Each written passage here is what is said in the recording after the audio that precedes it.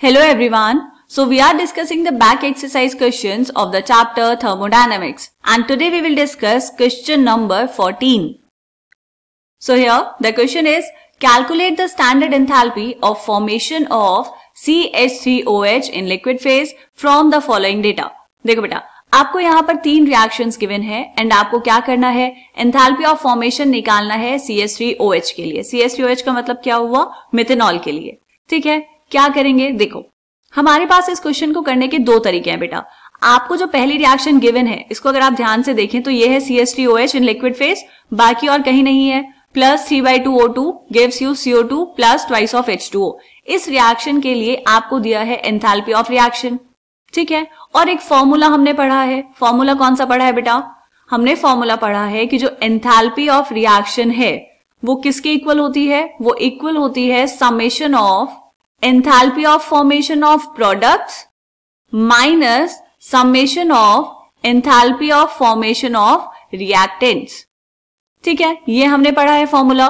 Okay, तो अगर हमें इस रिएक्शन में, ये जो फर्स्ट रिएक्शन गिवन है, इस रिएक्शन में अगर आपको प्रोडक्ट्स की एंथैल्पी ऑफ फॉर्मेशन पता हो और रिएक्टेंट की एंथैल्पी ऑफ फॉर्मेशन पता हो, तो एंथैल्पी ऑफ रिएक्शन हमें गिवन है, तो क्या हम इसकी एंथैल्पी ऑफ फॉर्मेशन निकाल पाएंगे, बिल्कुल निकाल पाएंगे. तो बाकी की एंथैल्पी ऑफ फॉर्मेशन हम बाकी रिएक्शन से देख लेंगे. ये है पहला तरीका.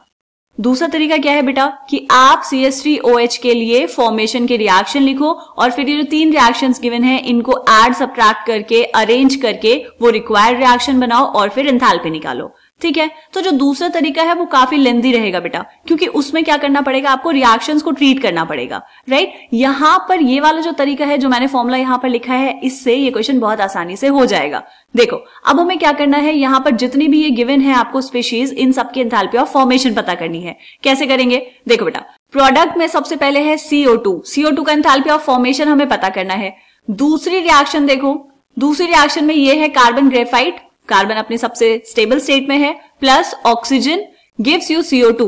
1 मोल CO2 बन रहा है कार्बन और ऑक्सीजन से, और इसके लिए आपको एंथैल्पी ऑफ कंबशन दिया है. लेकिन ये जो एंथैल्पी ऑफ कंबशन दिया है बेटा, क्या यही इक्वल होगा एंथैल्पी ऑफ फॉर्मेशन के, बिल्कुल. ऐसा क्यों, क्योंकि एंथैल्पी ऑफ फॉर्मेशन के लिए भी आप रिएक्शन तो यही लिखेंगे ना, carbon solid plus O2 in gas phase, it will give you CO2 in gas phase.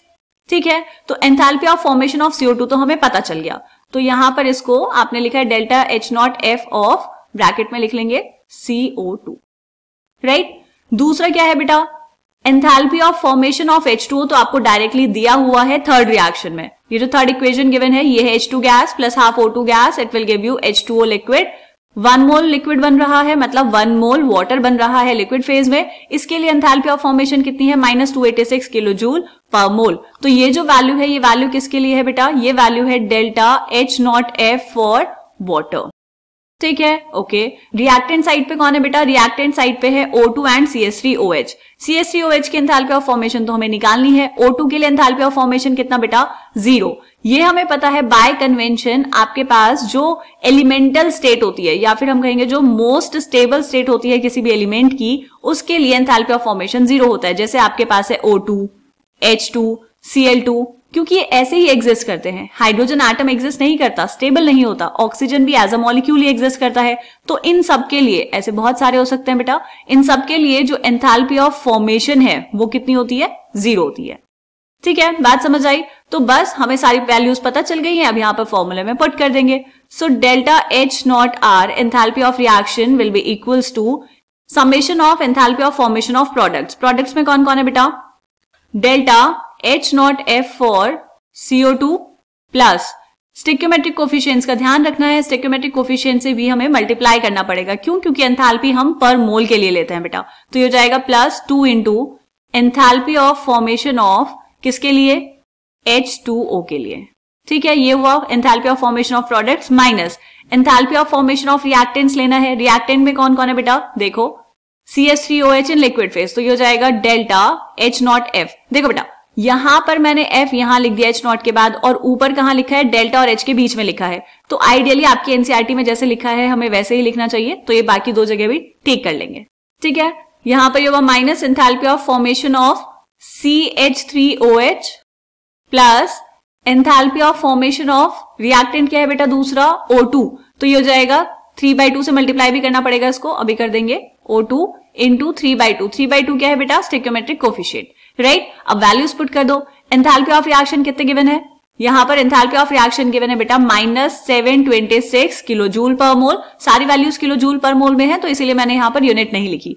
Is equal to enthalpy of formation of CO2 कितना बेटा? -393, ब्रैकेट में लिखेंगे अभी इसको, plus 2 into enthalpy of formation of water कितना है? -286 kilo joule per mole, bracket close, minus enthalpy of formation of CH3OH, ये अभी हमें कैलकुलेट करना है बेटा, इसी को तो कैलकुलेट करना है, plus 3/2 of enthalpy of formation of O2, ये कितना है बेटा? 0। ठीक, तो ये कितना हो जाएगा? -726 विल बी इक्वल्स टू, इसको सॉल्व करेंगे -393 प्लस 2 इंटू -286, इसको सॉल्व करेंगे तो ये आएगा बेटा -965। ठीक है, और यहां पर ये कितना है? Minus enthalpy of formation of CH3OH, right, क्योंकि ये वाली टर्म तो क्या हो गई? 0 हो गई। ओके, आपको क्या निकालना है? Enthalpy of formation of CH3OH, तो इसको ले जाएंगे लेफ्ट साइड पे, delta H0F for CH3OH will be equals to, यहां पे ये था -965 और 726 इधर आएगा तो हो जाएगा प्लस में 726 किलो जूल पर मोल। ठीक है बेटा, बस सिंपल, आ गया आपका answer. So delta H0F for CH3OH मतलब enthalpy of formation of methanol will be equals to -965 plus 726, ये आएगा बेटा -239 kilo joule per mole. This is the answer of this question. इसको हम कर देंगे बेटा बॉक्स के अंदर बंद। ये आ गई आपके पास enthalpy of formation of CH3OH। ठीक है, तो देखो कितना आसानी से सॉल्व हो गया। आपने क्या किया? सिर्फ और सिर्फ थोड़ा सा देखा रिएक्शंस कैसे गिवन है और फॉर्मूला अप्लाई कर दिया। ठीक है बेटा, आसान क्वेश्चन था। चलिए मिलेंगे नेक्स्ट क्वेश्चन में, तब तक के लिए बाय बाय।